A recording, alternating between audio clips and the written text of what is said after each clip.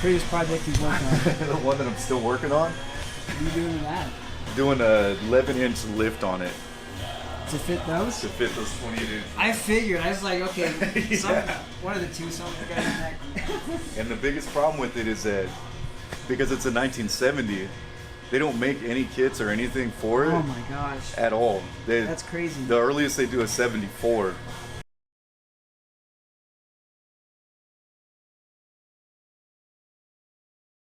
So if you recently watched my last video, I'm going to be following through with the cab mount cut. I just really want a peace of mind, you know what I'm saying? You know, I recently went to a body shop and they said that if you trim plastic, it should be fine.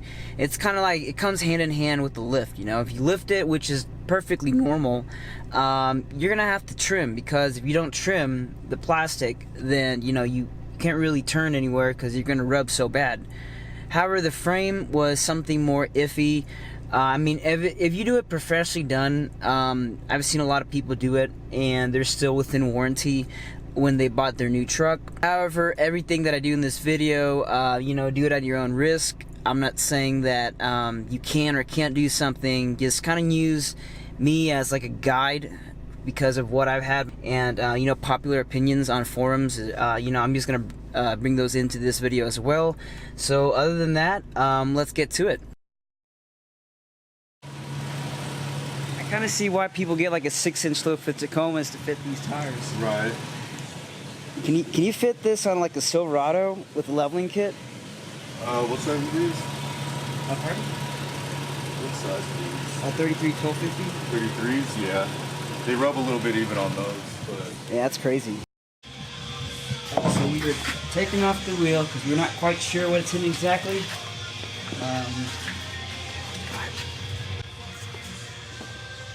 Dang, that is bad. You can see it's all like torn up right here. I have to cut some of this out too.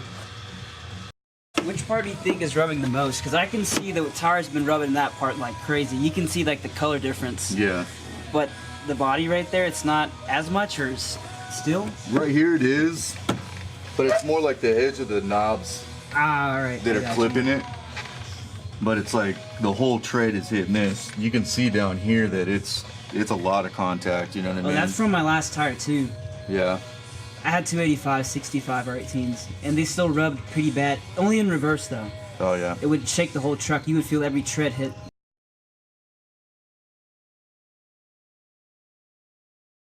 He has a Tahoe that looks pretty wide. It looks like probably negative 44 offset. Those are 35 by 1250 R20s.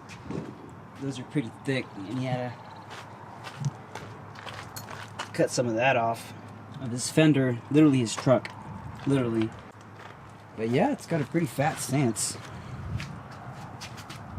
Like half the wheel sticking out. Did you ever go through the drive-thru with your truck? No, I never even pulled it out of the shop. For real? Oh, I went through the drive-thru. I had to get out of my truck. I'm like, hey man, you're gonna have to go back a little bit. I can't physically.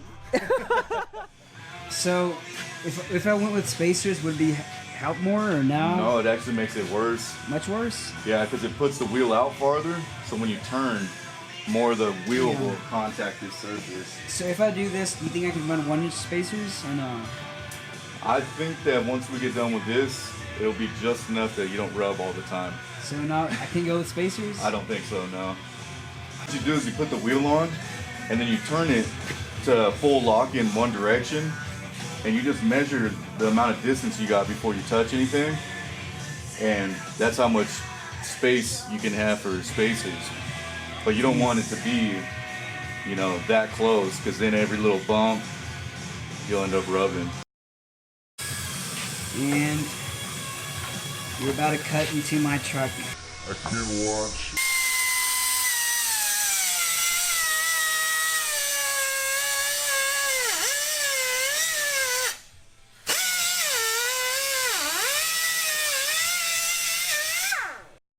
Alright, so we just got the cab mount off.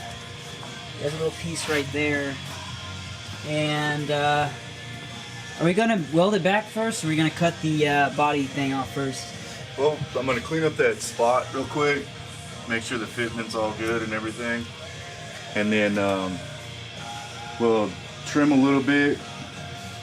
We'll push some of this back, make sure that all the clearance is good, and then we'll go in here, and once that's all squared away the way it's supposed to be, we'll weld that back in. But I still gotta knock a little bit of this end off right here, because this will actually sit at an angle in here once this part is cut back. So it is welded back on. You can kind of see that.